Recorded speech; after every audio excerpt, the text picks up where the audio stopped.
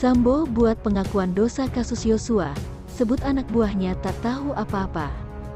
Namun sebelum kita lanjut, mohon luangkan jari Anda untuk menekan tombol subscribe, like, dan komen, agar kami lebih bersemangat menyajikan berita terupdate setiap harinya.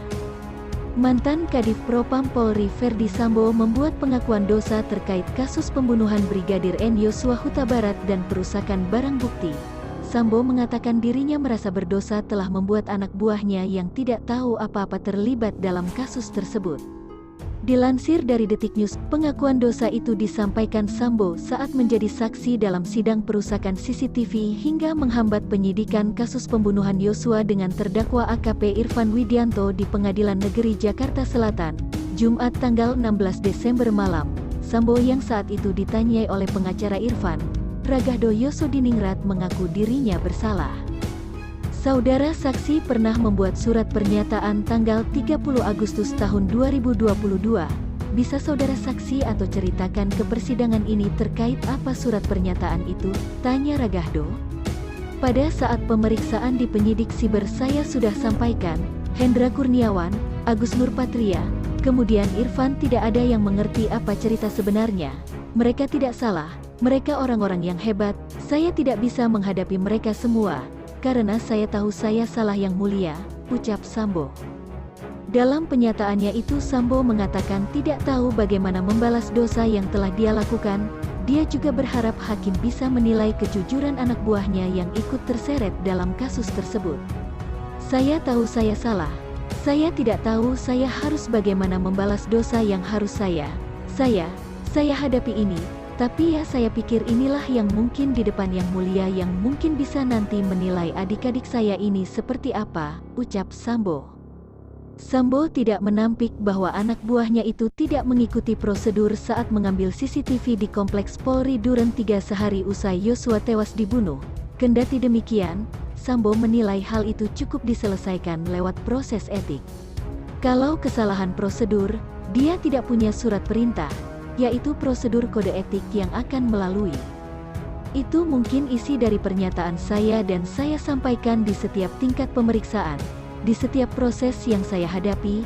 Mereka tidak tahu apa-apa, tapi apa yang terjadi, dianggap karena mereka dia bekas sekretaris pribadi saya lah, kemudian dia tahu ceritanya, dianggap dia ini anggota saya, kemudian dia tahu ceritanya, karena saya salah, karena saya melakukan kebohongan selama cerita awal. Saya salah yang mulia dan saya siap dihukum untuk tindakan saya lakukan, ucapnya.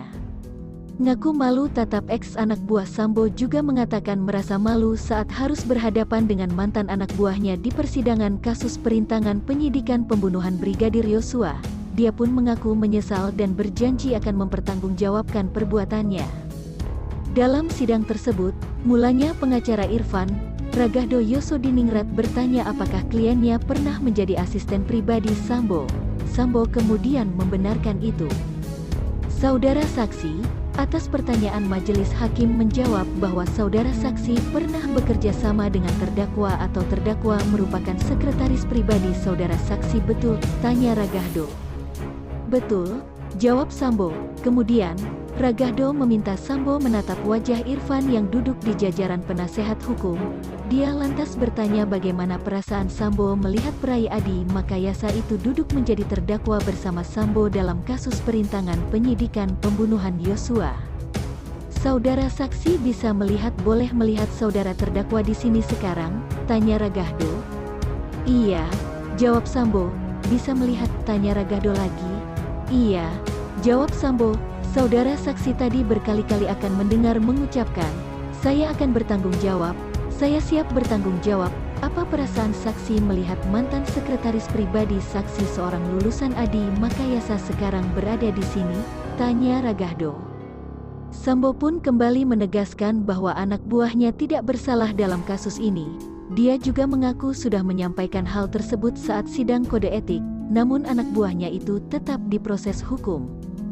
Saya tadi sudah sampaikan bahwa dalam sidang komisi kode etik, pemecatan saya sudah sampaikan mereka tidak ada yang salah, karena tidak ada yang saya beritahu tentang cerita yang tidak benar itu. Tapi apa yang terjadi, mereka semua dipersalahkan hanya karena pernah bekerja sama saya, ucap Sambo. Saya akan bertanggung jawab. Dia tidak tahu apa-apa. Saya akan siap bertanggung jawab, sambungnya.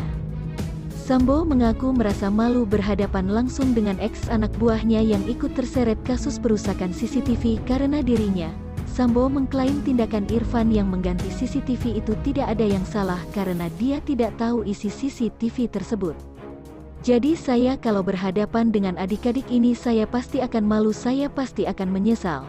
Tapi dalam proses pemeriksaan kode etik, pemeriksaan pidana saya sudah sampaikan salahnya di mana kalau hanya mengganti CCTV, orang dia tidak tahu isinya apa masa dipersalahkan, kata Sambo, itu saja yang dapat kami sampaikan.